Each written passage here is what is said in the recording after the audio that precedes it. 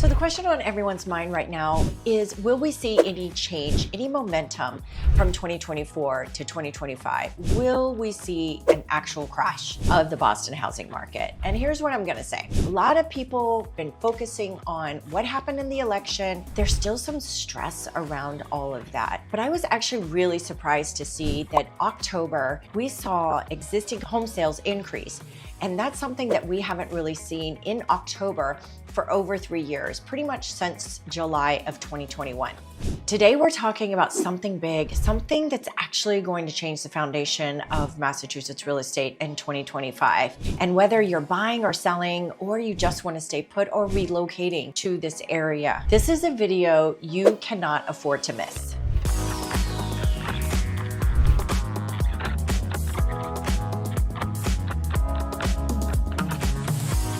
I'm Katherine Kranenburg, and I'm a greater Boston area real estate agent. I love sharing how the lifestyle is in Boston, what is happening, what's the trends. Having relocated to Boston myself, these are things that I wanted to find out when I was moving. So I'm really happy that you're here. Let's dive in. So to fully appreciate where we're heading in 2025, we first need to look at what's happening in Massachusetts and what we saw this year in 2024. Home sales and home prices have experienced a little bit of a decline this time of the year, which is not abnormal to see after an election, even though I would say right now, during December, we've actually seen an increase in sales. But this is partially due to the increased number of housing inventory that have been sitting around the market a little bit longer. And also we have seen a decline in this basically with some buyer being a little cautious as we approach 2025. The median list price in Boston, this is for single family homes, ranged around $948,000 as we rounded out 2024. Properties are still moving, but we have seen them stay on the market from anywhere from 30 to 40 days. Like South Boston, that area in particular saw a slight dip, while Dorchester saw a 28% increase. Let's take a look at Newton. This is a city about 10 miles from Boston. It's about a 20-minute drive, 25-minute drive. People choose Newton because of its proximity to the city, public transportation, schools. And if you look here at this chart, you can tell and see that the median sales price for homes is right about $2 million. I would say this has been a significant increase of about 11% over the past year. If you're a home seller in that market, you're doing pretty good. If you're a home buyer, you're gonna do really well because prices continue to increase.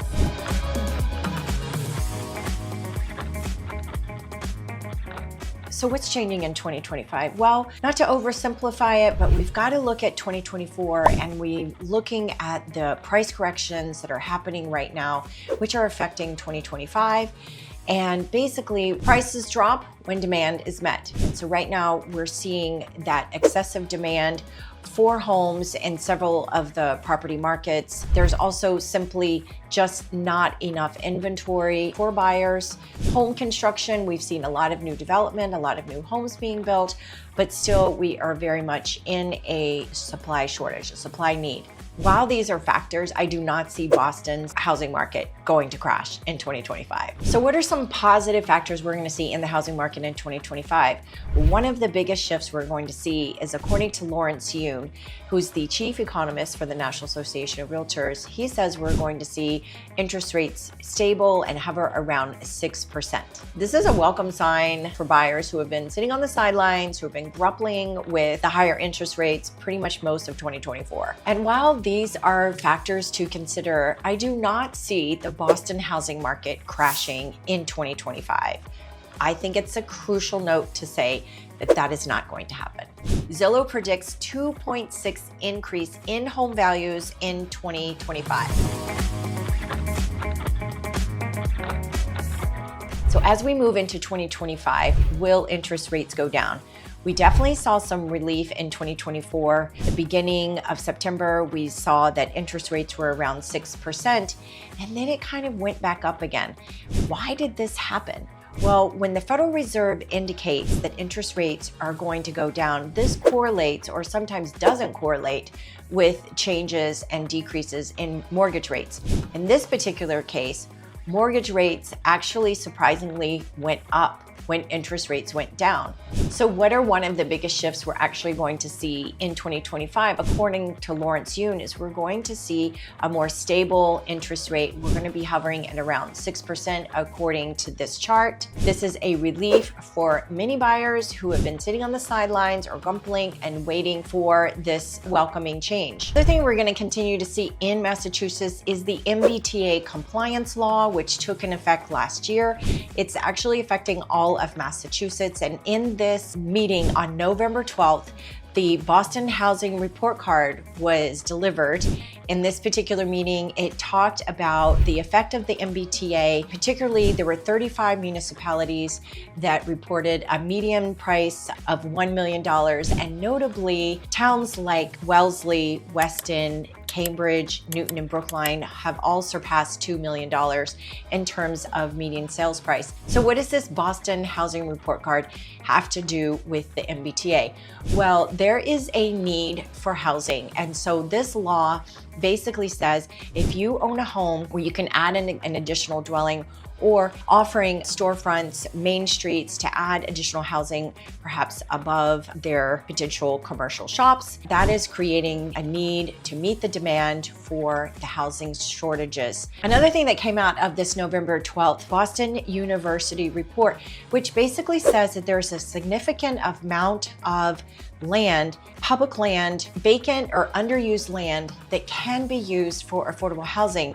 Approximately 40% of land in Greater Boston is vacant and not being used for conservation. So in the report, it basically says that if you could use 5% of this land and build 15 units per acre, you could create 85,000 new homes. That's a really good increase. And in this article in November, it shows that in Metro Boston, 68.6% of the new housing that was proposed in 2023 and approved was for multiple family housing. Of course, no market is without its challenges. Just like Greater Boston and most of the United States, a housing shortage is still a big hurdle.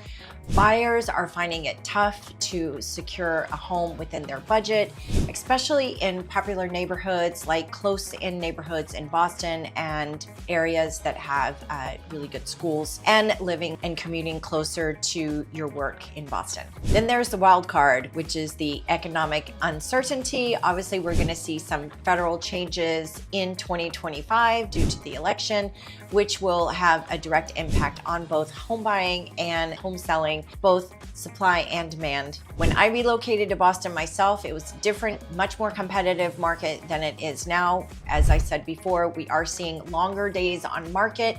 This is a welcoming change, I think, for home buyers who are looking for more negotiation power. And with longer time on the market, we are also seeing that is working out, because as prices have adjusted and gone down, the demand has been met, and this is a wonderful thing to have.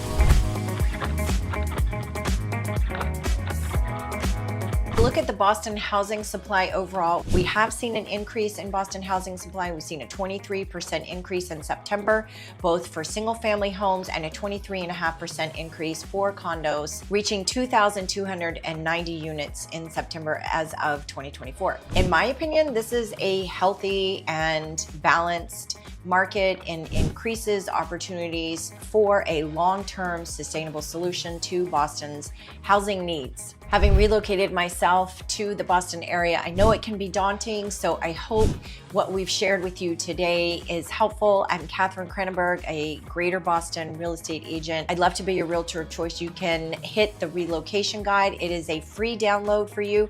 You can also click on any of the links below if you want to get access or you want to reach out to me directly. There's a wealth of options down below, and you can also give me a ring. Not to mention, the profile of the home buyer, the first-time home buyer, actually changed quite a bit in 2024. So as we go into 2025, the average first-time home buyer has gone to 56. Yep. Baby boomers are the largest generation of home buyers right now. What are some common asked questions from home buyers and home sellers as we go into 2025? Zillow predicts 2.6 increase in home values in 2025. Home prices are still climbing, which means that sellers can expect to see an increase in equity. Buyers, if they go up in budget, slight price increase, this will contribute to the ongoing affordability challenge that we see not only here in Greater Boston, but across several cities, several states across the United States. Will inventory improve in 2025? The answer is yes, it will. It will slightly increase at the beginning, but we're definitely expecting a more robust spring market. Realtor.com predicts 11.7% increase in growth in 2025, slightly more than its prediction in 2024. Will mortgages become more affordable in 2025? Signs do point that mortgages will ease up in 2025. As we saw in 2024, the path is a bit unexpected. Realtor.com forecasts that mortgage payments will increase $5, that's 0.2% in 2025. So whether you're buying, selling, or relocating to Boston in 2025, let's connect. You can reach me at one of the links below. I also have a link for a discovery call. You can download our free relocation guide here, right in the link above. I'm Katherine Kranenburg. I'm a Greater Boston area real estate agent. I'd love to be your realtor of choice. I hope you've enjoyed today's video. You can hit like and subscribe. You can also hit the bell if you want to be updated for the next video. If there's a topic or a question that you would like to have discussed on this channel, please drop it in the comment below. I've really appreciated the feedback and the reach outs here. If you have any questions or you're ready to make your move to Boston, whether it's now, next month, or in a year from now, please reach out directly. And until next time, I'll see you on the next video.